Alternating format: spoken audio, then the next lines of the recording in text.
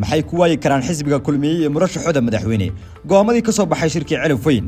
maxay se uga dhigan tahay boqor Cismaan aw Maxamuud Buur Madow iyo madax dhaqameedka kale ee beeshiisa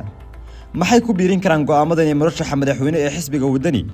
natiijo intee leeg ay siin karaan ururka ka si uu soo baxo waa qodobo aynu isdul taagna daqiiqadaha soo socda halka aad naga daawanaysaan waa shabakada miisaan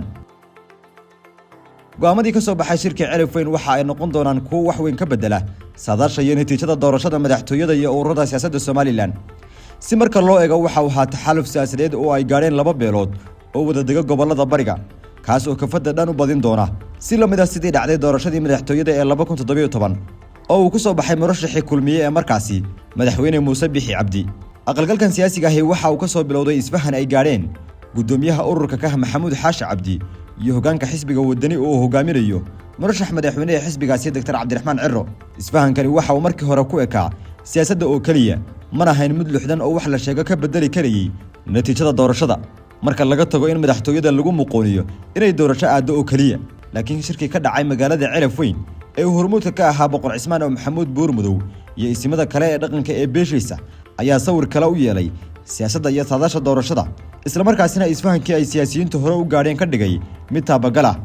si kale marka loo dhigo isfahankani waxa uu la macneeyahay in ardaa kasta uu run ka sheegay waxa uu si dhab ah u doonayo murashax Cirro iyo ardaagiisa waxa ka go'an inuu noqdo madaxweynaha lixaad ee Soomaaliland halka Maxamuud Xaashi isna uu ka dhiraaniriyay beeshiisa inuu noqdo hogaamiye siyaasadeed oo la wada dhiso taasoo ka dhigan in la isku bedeshay madaxweyne iyo xisbi lana gudoonsaday in barbarka ay ka baxdo u bakayla qalan yahay xisbiga kulmiye iyo murashaxooda waxay tani uga dhigan tahay dhaawac weyn oo siyaasadeed maadaama uu ay u muuqato inay luumiyeen deegaano ay codad buuxda ka heleen doorashadii hore waxay u badan tahay in inta badan codadka yaalla deegaanada bariga Soomaaliland ay u janjarsadaan dhinaca isbahaysiga mucaaradka taas oo ka dhigaysa mid guusha u dhaweysa murashax Cirro gudoomiyaha xisbiga kulmiye iyo wafdi hogaaminayo oo dhawaan socdaal ku mariyay gobolada bariga ayaa duuray go'aamadii ka soo baxay Celif Weyn waxna sida uu sheegay uu arkaa aafa siyaasadeed iyo mid dhaqan oo beeshiisa soo food saartay maxay uga dhigan tahay boqor Buur Madow boqor Cismaan oo kamid ah madax dhaqameedka Soomaaliland ayaa kamid ah nustambeedkii ay ka soo fileen go'aamadii ay gaareen beeshiisu kadib muddo uu socdaal ku mariyay deegaanada uu ka soo jeeday ee bariga Soomaaliland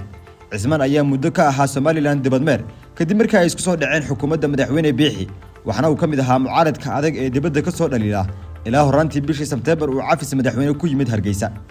imaanshihiisa ayaa yimid waqti xasaasi ah oo dalka iyo dadkuba ay isu diyaarinayaan doorashooyinka isku sidkan ee madaxtooyada iyo ururada siyaasadda Soomaaliland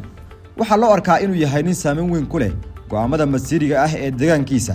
siba kuwa siyaasadda ee doorashooyinka Soomaaliland iyo Soomaaliya labadaba codbixiyaasha beeshiisa ayaa sidoo kale sanadkan loo arkaa gudaha Soomaaliland inay yihiin kuwa kaliya ee kala saaraya murashaxiinta saddexda ah ee u tartamaya doorashada madaxtooyada Soomaaliland ee muddaysan dabayaaqada sanadkan